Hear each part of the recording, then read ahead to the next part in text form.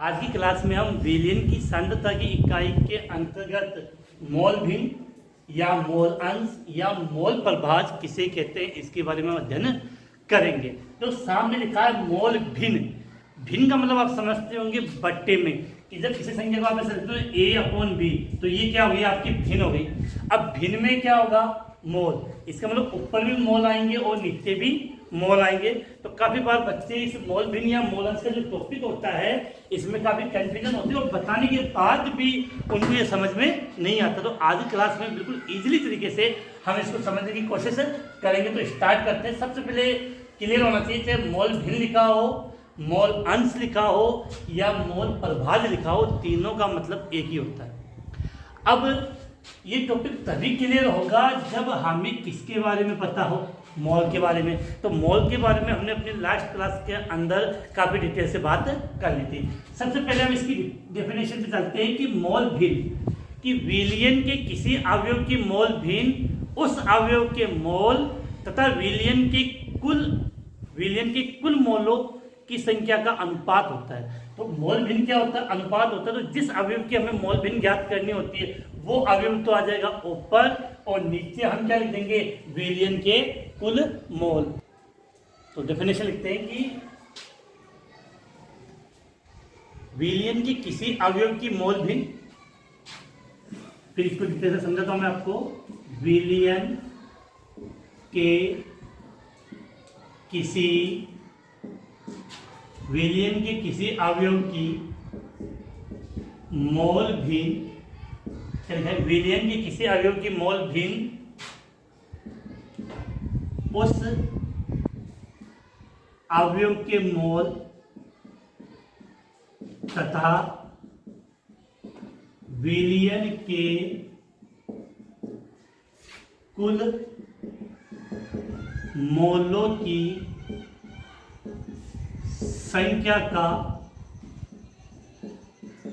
अनुपात होता है। क्या लिखा है? विलयन के किसी अवयव की मोल भिन्न, विलयन के किसी अवयव की मोल भिन्न उस अवयव के मोल तथा विलयन के कुल अवयव के विलयन की कुल मोलों की संख्या का अनुपात होता है। अर्थात मिश्रण, ये जो विलयन आपको दिया गया है, जिस अवयव की आपको मोल भिन्न ज्ञात करनी है उसके मोल तो लिखेंगे ऊपर और विलयन की कुल मोल कहाँ लिखेंगे? नीचे। इसको समझने के लिए देखो यहां लिखते हैं कि माना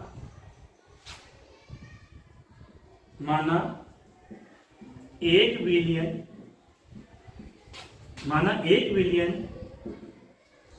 दो अवयव ए तथा बी से, माना एक विलयन दो अवयव ए तथा बी से मिलकर बना है, जिसमें अवयव ए तथा बी के मोल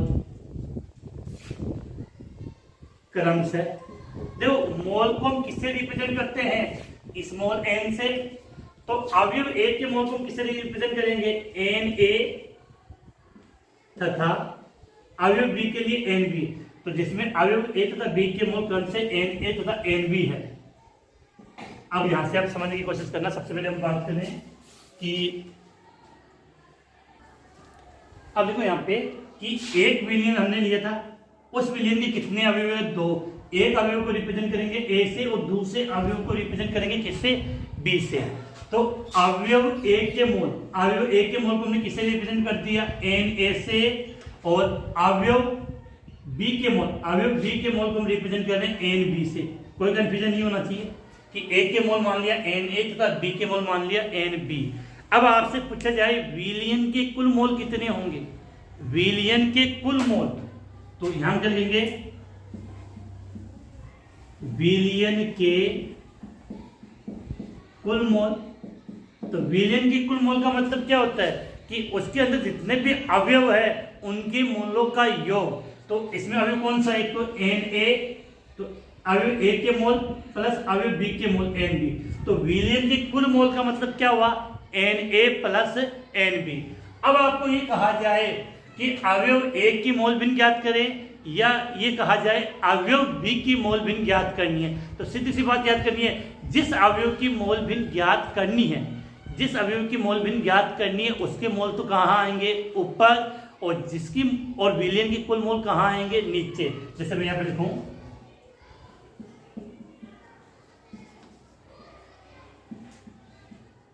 अवयव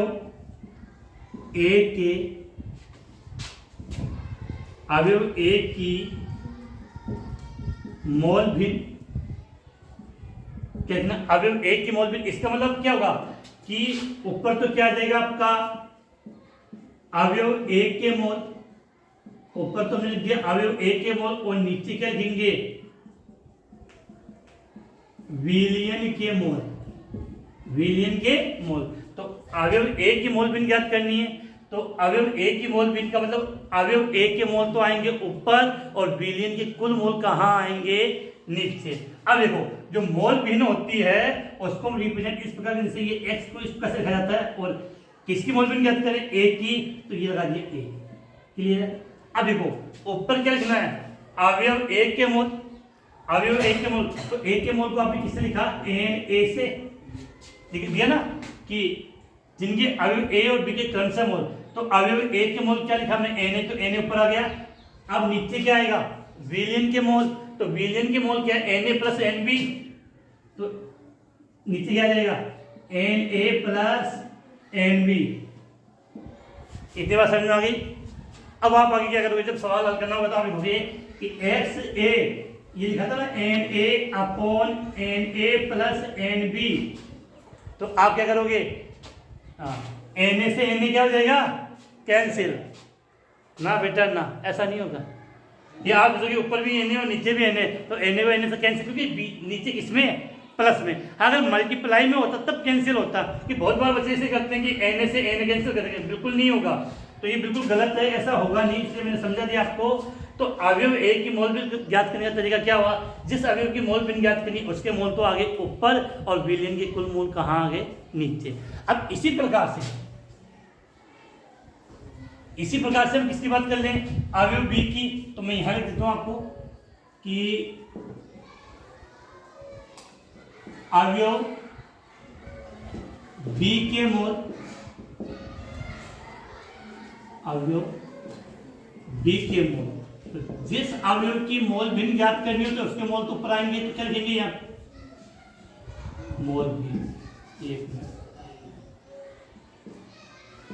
अवयव बी की मोल भिन्न, तो अवयव बी की मोल भिन्न कैसे ज्ञात करेंगे, ऊपर क्या लिखेंगे, अवयव बी के मोल, ऊपर क्या लिखा, अवयव बी के मोल, और नीचे क्या लिखेंगे, विलयन के कुल मोल। तो अब देखो जिसकी मोल भिन्न ज्ञात करनी होती है उसको किसकी ज्ञात करनी है, बी की, तो यहां दिया बी।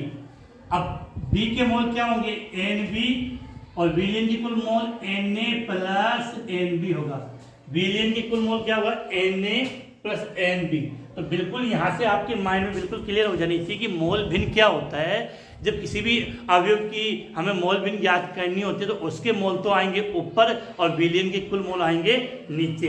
लेकिन जब एग्जाम में सवाल आते हैं तो थोड़ा सा चेंज आता है, उसको मैं कैसे समझना उसकी बात करते हैं। एक बार हम फटाफट रिपीट कर लेते हैं। सबसे पहली बात कि आपको तीनों टर्म्स याद होनी चाहिए कि चाहे मोल अंश की बात करें, मोल भिन्न, मोल अंश या मोल प्रभाव, तीनों का मतलब एक ही है। और किसी भी अवयव की, विलयन की किसी भी अवयव की अगर मोल भिन्न ज्ञात करनी है तो इसका मतलब क्या हुआ कि उस अवयव के मोल तथा विलयन के कुल मोलों की संख्या का जो अनुपात होता है वो उसकी क्या कहलाएगा, मोल भिन्न। बिल्कुल माइंड में बात फिट बैठ चुकी होगी।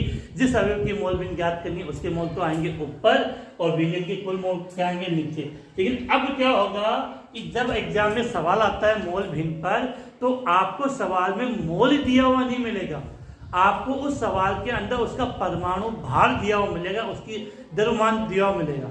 तब कैसे करेंगे तो उसको समझाते हैं। पहले आप इसका एक बार पूरा स्क्रीनशॉट ले लें, उसके बाद हम मिटा के इसको आगे वापस लिखते हैं।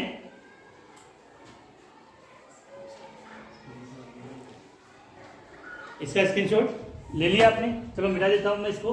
इसके बाद जो आगे बात करते हैं कि अगर सवाल में आपको मोल दिया हुआ ना मिले और उनका भार दिया हुआ मिले तो फिर हम सवाल कैसे करेंगे, वो देखो आप यहाँ पे।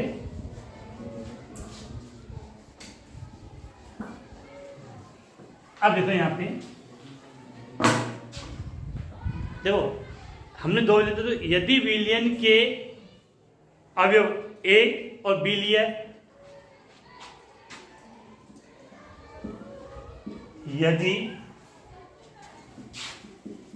यदि विलयन के अवयव ए तथा बी का, क्या लिखा है, यदि विलयन ए तथा बी का द्रव्यमान क्रम से, यदि विलयन के अवयव ए तथा बी का द्रव्यमान क्रम से, द्रव्यमान को हम किससे रिप्रेजेंट करते हैं, W से। तो A तथा B का द्रव्यमान क्रम से WA तथा WB हो एवं इनका मोलर द्रव्यमान क्रम से MA तथा MB हो तो, आप समझना, अवयव A का द्रव्यमान कितना हुआ, WA, अवयव A का मोलर द्रव्यमान MA, WB का द्रव्यमान WB, सॉरी B का द्रव्यमान WB और B का मोलर द्रव्यमान MB हो। अब देखो मैंने आपको एक चीज सिखाई थी, अगर आपको याद हो कि मोल बराबर क्या होता है, तो कुछ बातें क्लियर होनी थी कि मोल बराबर होता है उसका भार बट्टा मोलर द्रव्यमान। द्रव्यमान बोल दो, भार बोल दो, मतलब एक ही है यहाँ पे। तो मोल ज्ञात करने का मतलब होता है भार बट्टा मोल द्रव्यमान। तो सवाल में आपको भार दिया हुआ मिले, द्रव्यमान दिया हुआ मिले, तो हमें उसको किसमें परिवर्तित करना पड़ेगा, किसमें, मोल में। अब मोल में कैसे परिवर्तित करेंगे समझो, देखो मैंने लिखा Na का मतलब क्या हुआ, एक के मोल, Na का मतलब क्या हुआ, एक के मोल। तो एक के मोल किसके बराबर होता है, एक का भार बट्टा एक का मोलर द्रव्यमान। तो इस एक का भार क्या होगा, WA, और इसका मोलर द्रव्यमान क्या होगा, MA। इसी प्रकार आप किसके लिए लिख सकते हो, MB के लिए, किसके लिए, MB के लिए। तो इस MB के लिए क्या हो जाएगा, B का भार अर्थात WB और B का मोलर द्रव्यमान MB। इतनी बात क्लियर हुई नहीं हुई। तो जब सवाल में आपको भार दिया हुआ हो, हाँ एक चीज और, मोलर द्रव्यमान नॉर्मल जो कंपाउंड होंगे उनका मोलर द्रव्यमान आपको दिया हुआ नहीं मिलेगा सवाल में। तो हमें उसका मोलर द्रव्यमान ज्ञात करना होता है, और मोलर द्रव्यमान कैसे ज्ञात करते हैं उसके बारे में अपनी पिछली क्लासों में हमने बात कर ली थी। तो बिल्कुल बात क्लियर होगी, A बराबर WA अपॉन MA और MB बराबर W अपॉन MB। अब देखो यहाँ पर आप चीज समझो, अभी मैंने लिखा था आपको XA बराबर, क्या लिखा था आपने, NA upon NA plus NB लिखा था, नहीं लिखा था, कि अवयव A की मोल भिन्न, अवयव A की मोल भिन्न किसके बराबर होती है, एक के मोल बटा विलयन के कुल मोल। तो एक के मोल कौन से हैं, WA अपॉन MA, लिख दो। देखो अब आपके पास NA और NB का मान आ गया, तो सवाल में पुट कर सकते हो। तो क्या देंगे यहाँ पे, XA बराबर WA upon MA, WA upon MA plus WB बटा MB। इसी प्रकार अगर आप अवयव B के मोल भिन्न की बात करें तो क्या हो जाएगा, NB upon NA plus NB।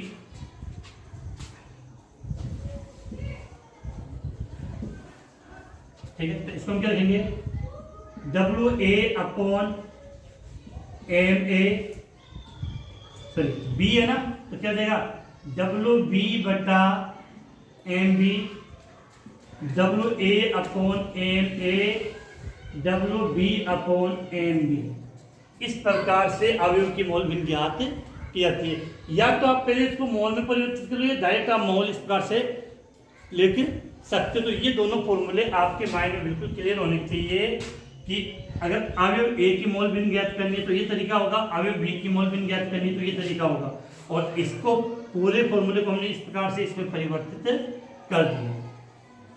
उम्मीद है इतना बताने के बाद थोड़ा सा माइंड में आपकी बात फिट बैठ गई। अब एक से चलो, विलयन के सभी अवयवों की, जैसे अवयव ए तथा अवयव बी की मोल भिन्न ज्ञात की है, उन सभी का योग क्या होता है? एक होता है। तो विलयन के सभी अवयव की मोल भिन्न का योग सदैव कितना होता है? एक होता है। तो ये लाइन हम यहाँ लिख लेते हैं कि विलयन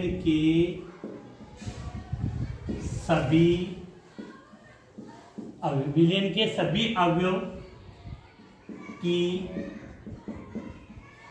मोल भिन्न का योग, विलयन के सभी अवयव की मोल भिन्न का योग एक होता है। इसका मतलब देखो, यहाँ हमने केवल दो ही अवयव लिए थे, ए और बी। अवयव दो से ज्यादा भी हो सकते हैं, तो दो अवयव लिए तो इनके अकॉर्डिंग क्या हो जाएगा आपका? एक्स ए एक्स बी बराबर ए। इसका मतलब क्या होगी? विलयन के जितने भी अवयव होते हैं उन सब की मोल भिन्न का योग सदैव कितना होता है?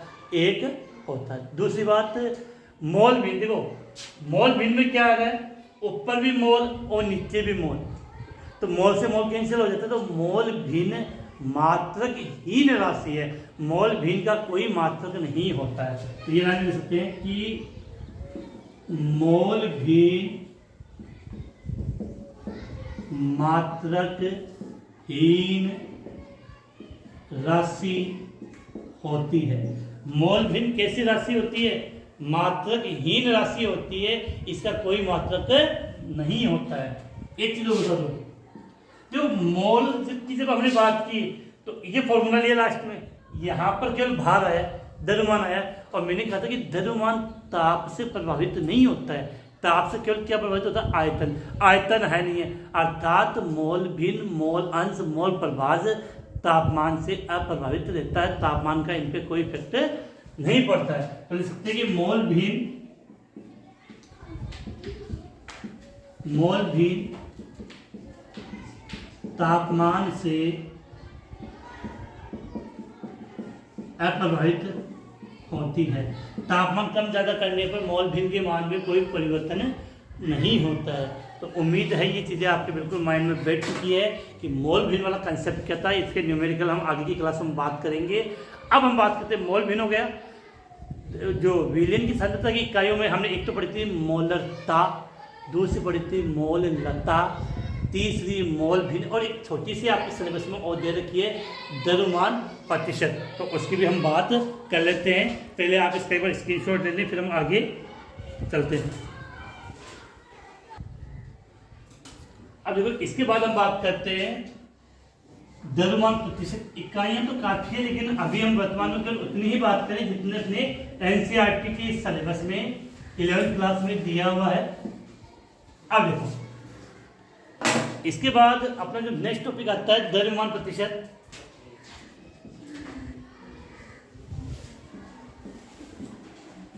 द्रव्यमान प्रतिशत।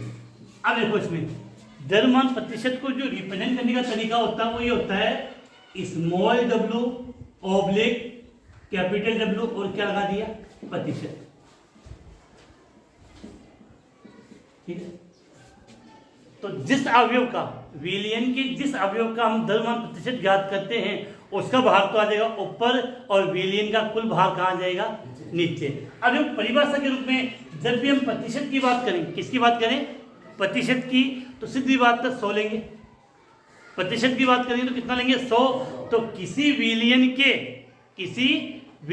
के 100 ग्राम में विलय की ग्रामों में संख्या, विलय की ग्रामों में संख्या उसका द्रव्यमान प्रतिशत कहलाता है। देखो, इसको मैं लिख देता हूं कि किसी विलयन के 100 ग्राम में, किसी विलयन के 100 ग्राम में उपस्थित, किसी विलयन के 100 ग्राम में उपस्थित विलय की ग्रामों में संख्या, विलय की ग्रामों में संख्या। किसी विलयन के 100 ग्राम में उपस्थित विलेय की ग्रामों में संख्या उसकी द्रव्यमान प्रतिशत कहलाता है, कहलाती है, जैसा आप समझाओ। अब देखो तो तरीका क्या हुआ, द्रव्यमान प्रतिशत बराबर, और जो द्रव्यमान प्रतिशत क्या हुआ, विलेय का भार, विलेय का भार या विलेय का द्रव्यमान तो आ जाएगा ऊपर और विलेय का द्रव्यमान आ जाएगा कहां पे, नीचे।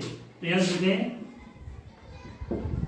विलेय का द्रव्यमान या आप लिख सकते हो विलेय का भार, ध्यान रखना ये किसमें रहेगा, ग्राम में, और नीचे क्या आएगा, विलयन का द्रव्यमान, किसमें, ग्राम में। और सीधी सी बात है प्रतिशत ले रहे हैं, इस कारण से इसको मैंने किसमें मल्टीप्लाई कर दिया, 100 में।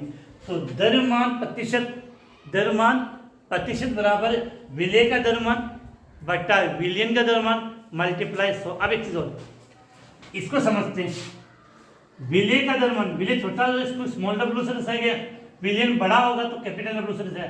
तो द्रव्यमान प्रतिशत को हम किससे दर्शाते हैं, small W oblique capital W और प्रतिशत का निशान। अब एक चीज और, डब्ल्यू अपॉन डब्ल्यू क्यों लिखा, क्योंकि इसमें विलेय का द्रव्यमान और विलयन दोनों द्रव्यमान में लिया गया, भार में लिया गया, जिसको हम वेट से रिप्रेजेंट करते हैं। अब फॉर्मूले के रूप में अगर रिप्रेजेंट करें तो हम इसको कैसे लिखेंगे, डब्ल्यू स्मॉल डब्ल्यू बटा कैपिटल डब्ल्यू प्रतिशत का निशान। अब देखो विलेय का द्रव्यमान, हमने लास्ट वाली क्लास में मैंने बताया था, जब भी हम एक शब्द तो हम लिखेंगे विलेय के लिए और एक शब्द हम लिखते हैं विलायक के लिए, बिल्कुल बात क्लियर होनी चाहिए। विलेय के लिए, इस विलायक के लिए हमने ए लिखा था और विलेय के लिए हमने क्या लिखा था, बी लिखा था।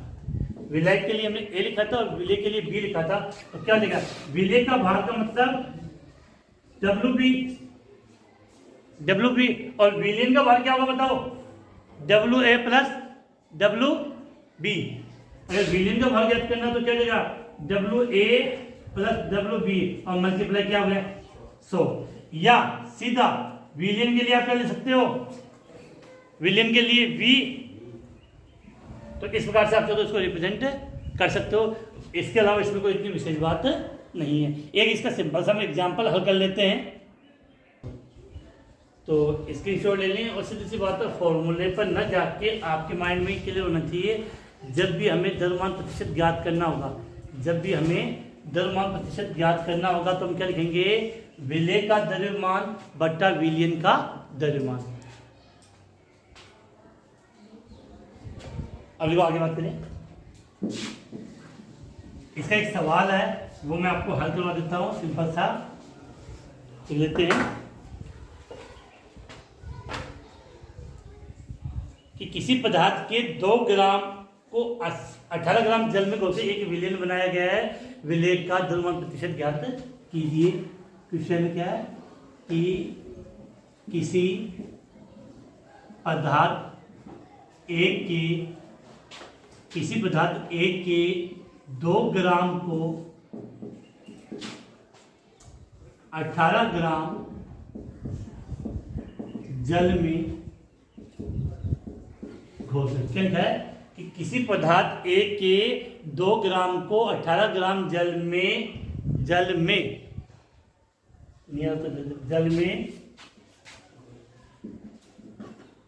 घोलकर विलयन बनाया गया, विलेय का द्रव्यमान प्रतिशत ज्ञात करें। अभी कंफ्यूजन कहाँ होगा, अब आपको ये पदार्थ एक के 2 ग्राम, अर्थात पदार्थ एक तो क्या हो गया, विलेय हो गया। यहाँ पे समझने की कोशिश करना, पदार्थ एक क्या हो गया, विलेय। विलेय की कितनी मात्रा दी गई है आपको सवाल में, 2 ग्राम।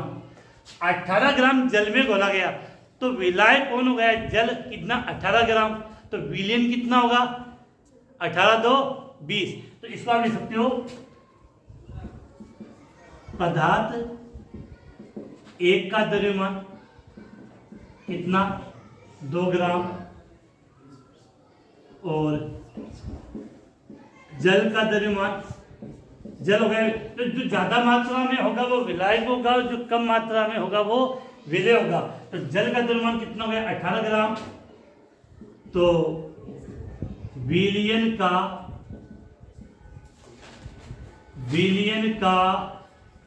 द्रव्यमान कितना होगा 2 + 18 = 20 ग्राम। अब हमें क्या करना है, विलेय का द्रव्यमान प्रतिशत। अब द्रव्यमान प्रतिशत तो ये 2 विलेय का द्रव्यमान प्रतिशत। तो विलेय का भार कितना है सवाल में 2 ग्राम, विलयन का भार कितना है 20 ग्राम, मल्टीप्लाई कितने से कर दिया आपने 100 से। कितने से किया 100 से। अभी वो बिंदु से बिंदु कैंसिल, 2 से 2, तो कितना हो गया 10%। तो इस सवाल में विलेय का द्रव्यमान प्रतिशत कितना आ गया 10%। कितना आ गया 10% आ गया। स्क्रीनशॉट लें, फिर आगे बात करें।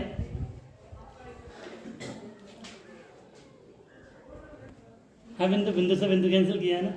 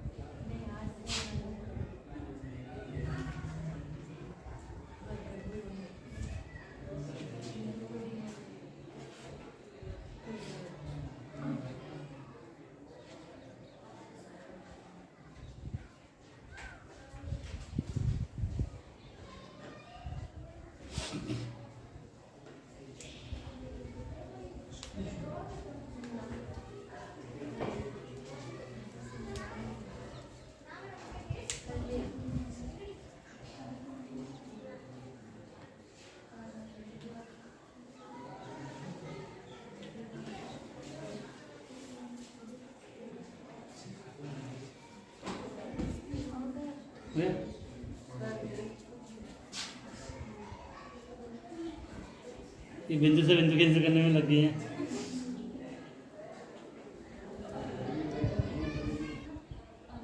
तो आज की क्लास में हमने मोल भिन्न और द्रव्यमान प्रतिशत क्या होता है उसके बारे में पढ़ा डिटेल से।